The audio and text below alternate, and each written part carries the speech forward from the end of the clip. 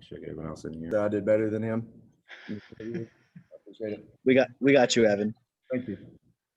All right. Well, as normal, just raise your hand and I'll call on you guys for questions. We'll start with John and then go to Ben.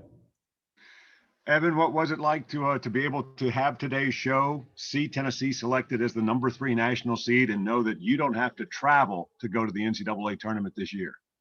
It was actually a relaxing feeling. 2 years ago, we were kind of on the bubble, and we couldn't really enjoy it because we were a little nervous, a little anxious. But this time it was, we kind of could relax and, enjoy the show. But, I really like the way our regional looks out. And, I think a lot of our guys are excited to get this thing going.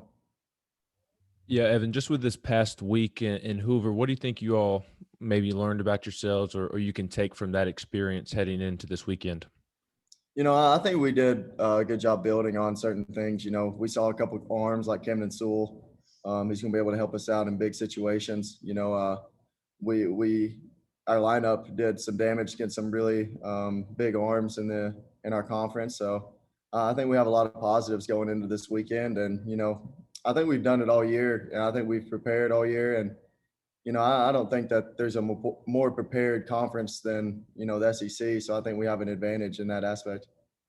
Go to Troy next and then Mike. Evan, not like this group needs any more motivation after what occurred Sunday, but does it give you a little bit of extra fuel knowing that Wright State and Liberty are in the regional, considering Wright State beat you last year and Liberty was the one that put you all in the losers bracket in the regional 2 years ago?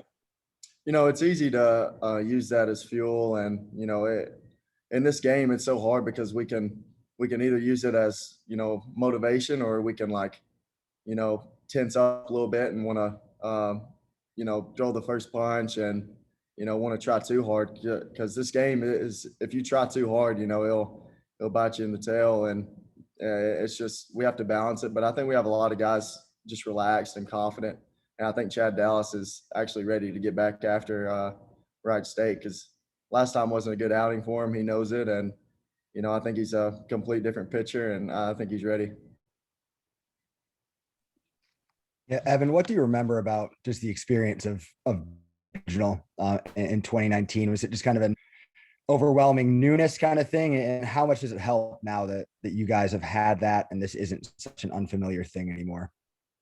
Yeah, I think it was unfamiliar to a lot of guys. I think a lot of people did try to do a little too much in our first regional. But I do remember that we came in and we got punched in the mouth, and we didn't really respond in the way that a good team should have. But, I think it really helps that we're hosting this regional, and I think it helps that we got a lot of big wins, a lot of close win games under our belt. And I think we're a little more prepared than we were last time. Give me a second, guys. I'm going to let a few more people in here. Back to John next. So go ahead, John.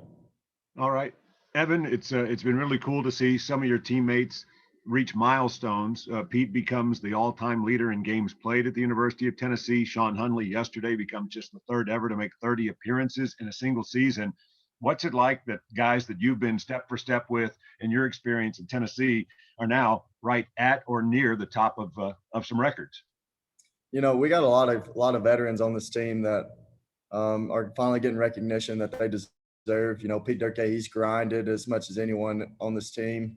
For some reason, that dude always finds a way to get in the lineup and produce. And Sean Hunley, hats off to him. He's probably got a rubber arm by this point.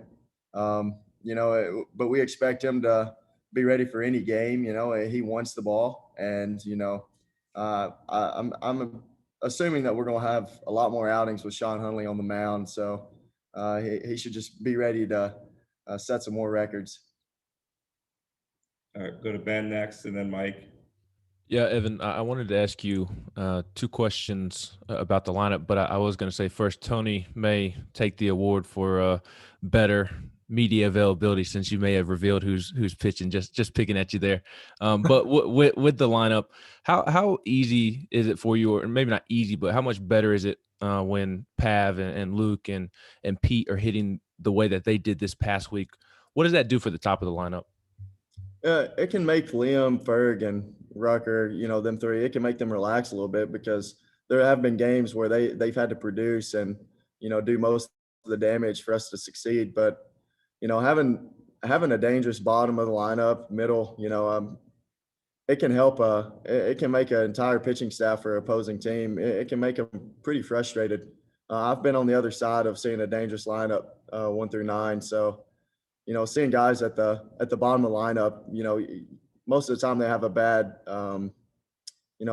name for the bottom of the lineup, but I think we could flip it and do just as well. So I think that shows that we've got a pretty good lineup top to bottom. And whenever Pav, Luke, and Pete are rocking on all cylinders, and then Jordan Beck's bringing some power that not many people can, it can be pretty fun to watch.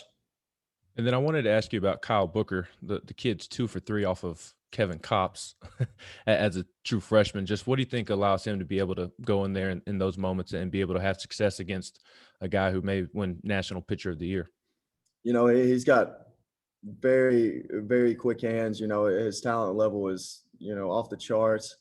I think him going in there and being able to be relaxed and stay composed, I think that was the key for him having success off that guy. The matchup's also good. We kind of like lefties against him. It kind of works in their favor. But it builds a lot of confidence having a guy be able to come off the bench against him, because who knows, we could see him in a bigger moment. And having a guy that kind of has his number for the most part, it's a good thing to have. All right, we'll take 2 more for Evan. We'll go to Troy and then Mike. Or Mike, sorry, you were next, and then Troy. Come on, Sean. Evan could do this better than you, just like he's going to do media better than Tony. Yes. What was it like, I guess, getting back to Lindsey Nelson yesterday, seeing kind of all those extra bleachers set up, and just kind of, I guess, that feeling that things are ramping up toward a home regional this time around? There's no place like home. It is pretty exciting that we get to bring the regional to Knoxville.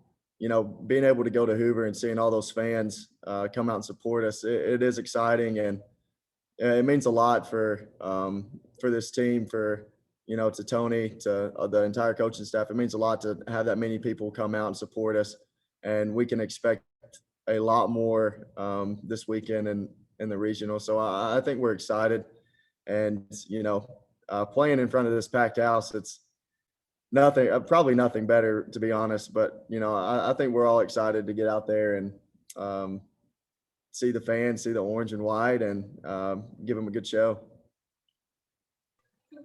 Yeah, you mentioned that as somebody who grew up watching this program, loving this program, and then joining this program, and it was kind of down. Did you ever envision that here in your senior year to be hosting a regional?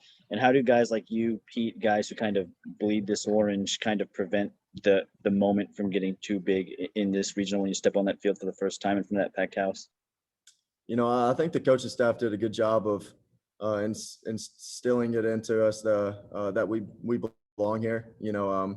They helped us, have a mentality of believing in ourselves, and nobody's shocked for what we've done this season. And I think we have a lot of confidence going into it, and we've competed against the best.